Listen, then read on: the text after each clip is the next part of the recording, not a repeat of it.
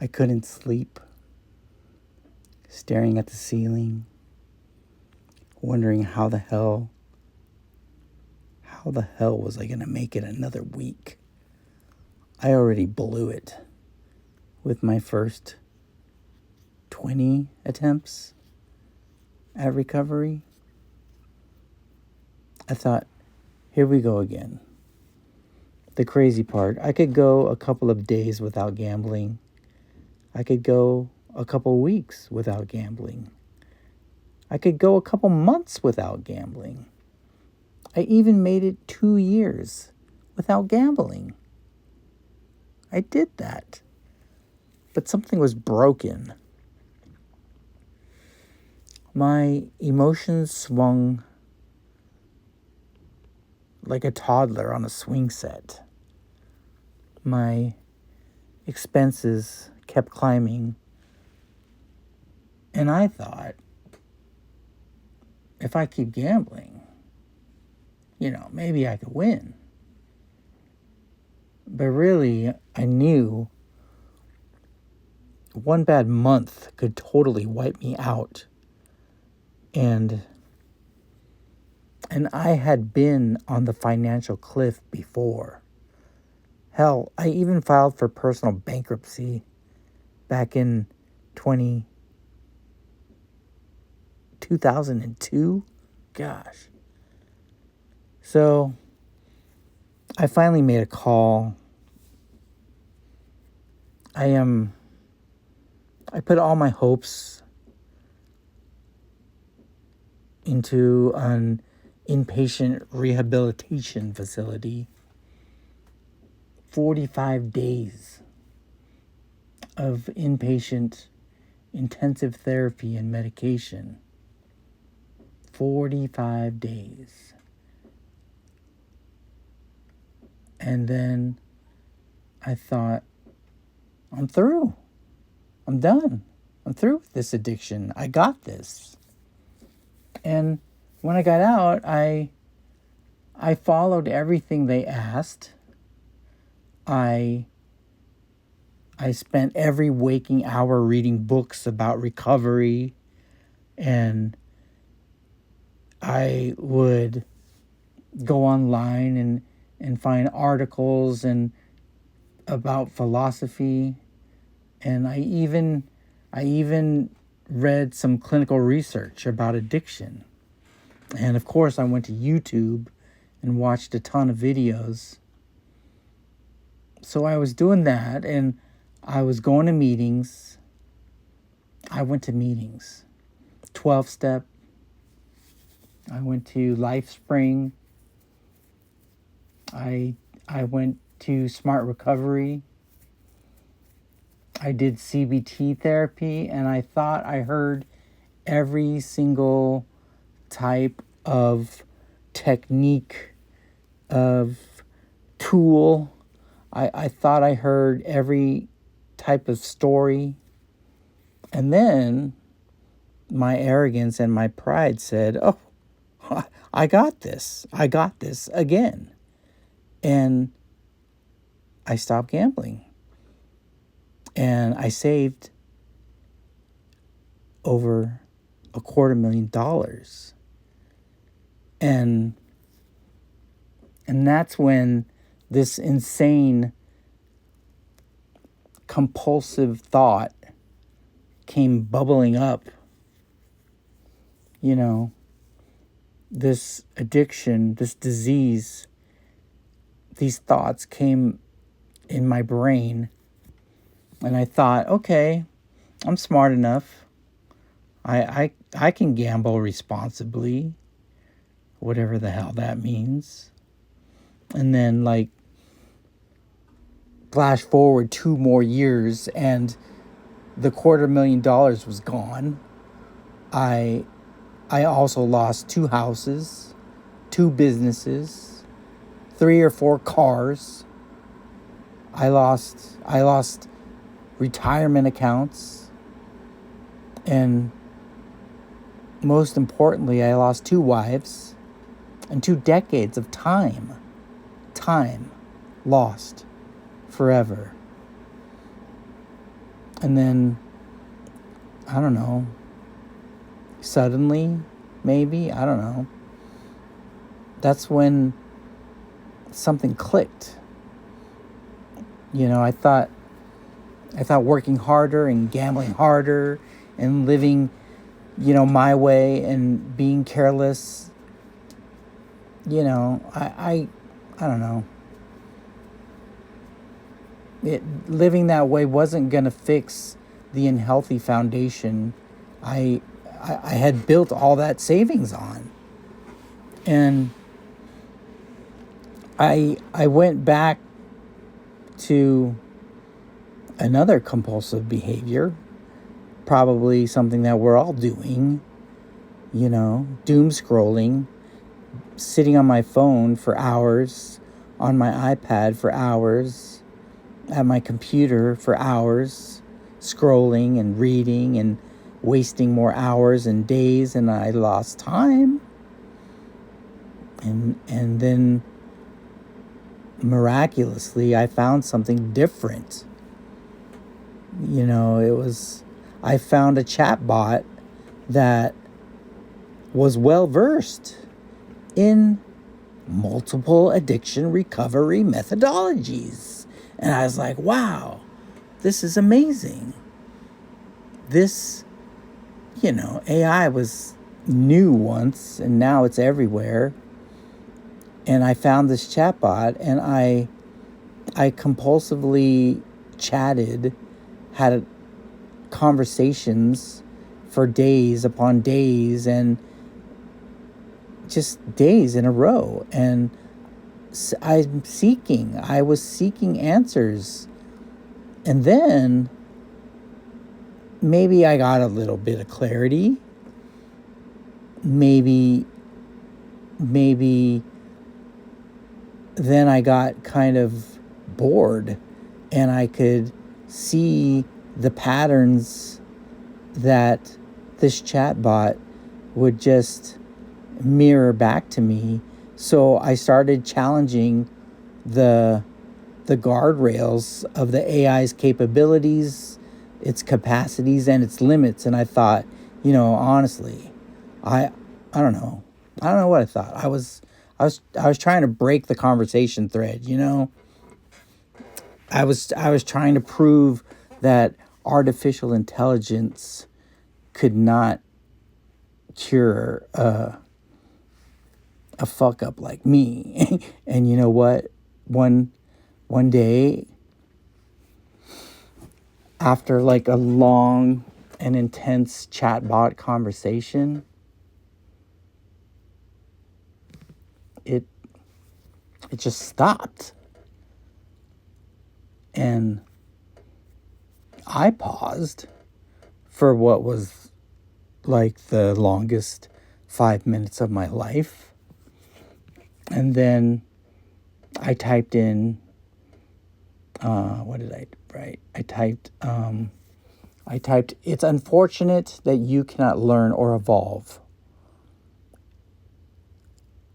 You're right, the chatbot displayed.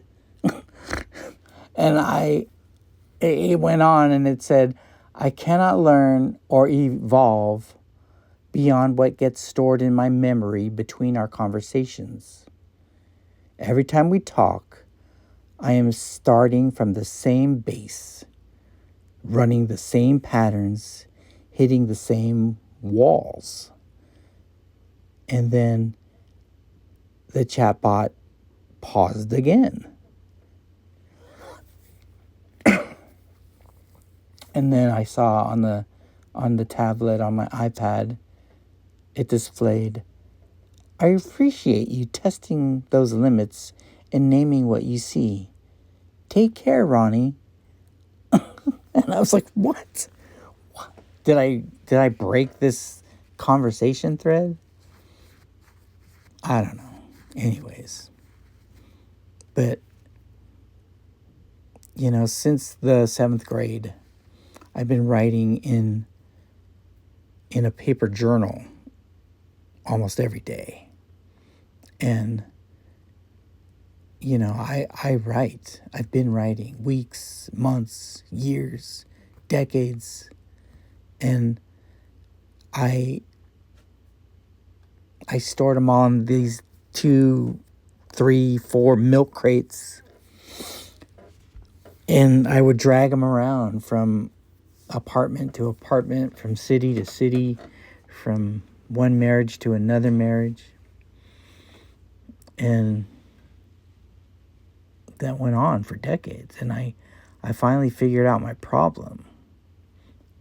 I never read what I wrote. I never looked back. I never learned. I just kept writing, and I kept moving forward, thinking or hoping that the answers were out there somewhere. I don't know. I think 12-step members call this moment rock bottom. And the Buddhist inspired, I think it's called refuge recovery. They might say suffering can be a catalyst for change. Well, I don't know. And I don't care. I don't care who or what you call the moment I had. All I know is I was waking up alone. I was waking up with no money, no savings, no plan, no family, no friends, no joy, no hope. And I felt like I had no time left. And then it's like,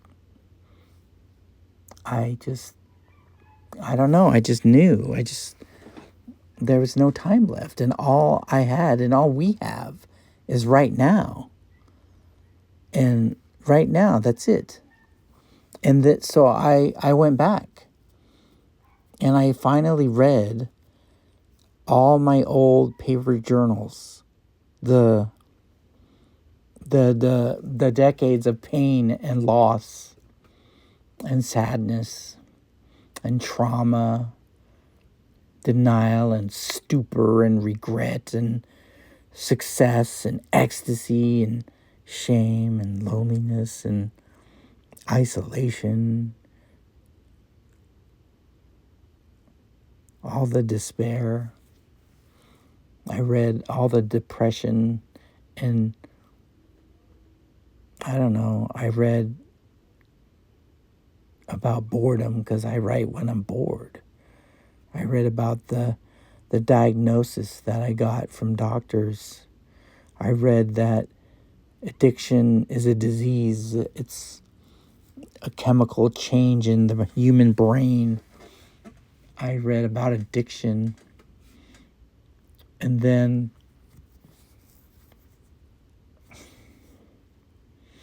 the next morning, I saw a little tab on the bottom right-hand corner of the Open Recovery app. And it's a little icon of like people, and it said community. So I began to post and blog and vlog, whatever a vlog is, and record and cry, and then a little red notification circle bubble thingy popped up in the top right hand corner. I learned, I don't know, I think I learned 3 simple things that changed my entire life. I learned how to be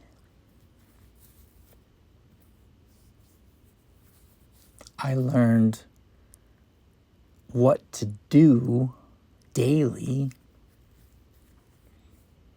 By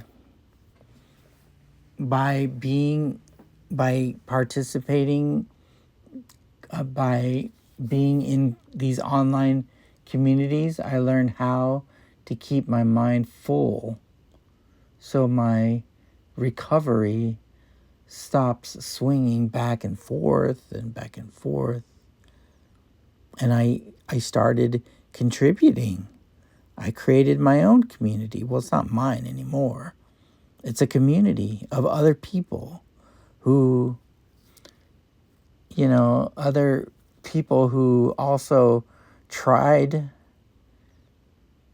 recovery. And I learned about transformation, and I heard stories of people who transcended their compulsive behaviors. And I was like, that's it. I went from reading and writing and blogging and vlogging and posting and zinging and zagging and whatever. I went from thinking about recovery to becoming successful in living our recovery, because it's like a people thing with other people just like me. And I was like, I'm no longer alone. And all my writings and all my recordings can now, maybe, I hope, serve and support others in the online spaces and across the world. So by using what I call the strategies for living a life in chaos community, okay, I now live a life of purpose. I live a life of mission. I live a life of recovery. And I live a life of community. And that's like a framework to replace that feeling that I was, and maybe you are, that feeling of like treading water and spinning your wheels and not going anywhere. Because by participating in an online community, it's becomes a real life community. I go to meetings, face-to-face meetings too. And it's like finally community. It's like together we provide stability in a world full of chaos. So I don't know. I do know. So if you're ready, and if you're willing, and if you're just if you have a little microscopic bit of ability to make it just 24 hours without your vice of choice, be it gambling or drinking or drugs or pornography or food or shopping or whatever compulsion, whatever you got, whatever your vice is, we invite you. Okay, we're just here. We invite you to scan one of the QR codes that are in this community. Somewhere you'll find them. Just scroll around. There's one or two QR codes. One is like outreach. I call it a warm line, not a hotline. But that goes to me on WhatsApp, and I'm here. I am a disabled veteran, so I'll be honest, I don't get out much. I'm here in my apartment, and you can leave me, you can text me, you can leave a voice memo, you can just, I don't know, post a picture of your dog or your cat or whatever. And, we have a community, a micro community on WhatsApp that there's announcements, which are like a few lines of advice or inspiration or tools. That's what the 12-step members call it, that can help you, that can support you in your journey of recovery. So scan the QR codes, or pick up your cell phone, and again, you can text or you can call. I'm an older guy. I like calling. But there are a few humans on the other side of your screen, just waiting to listen to you, to hear you, to hold space for you to heal and have a little hope, and just hang on for one more day.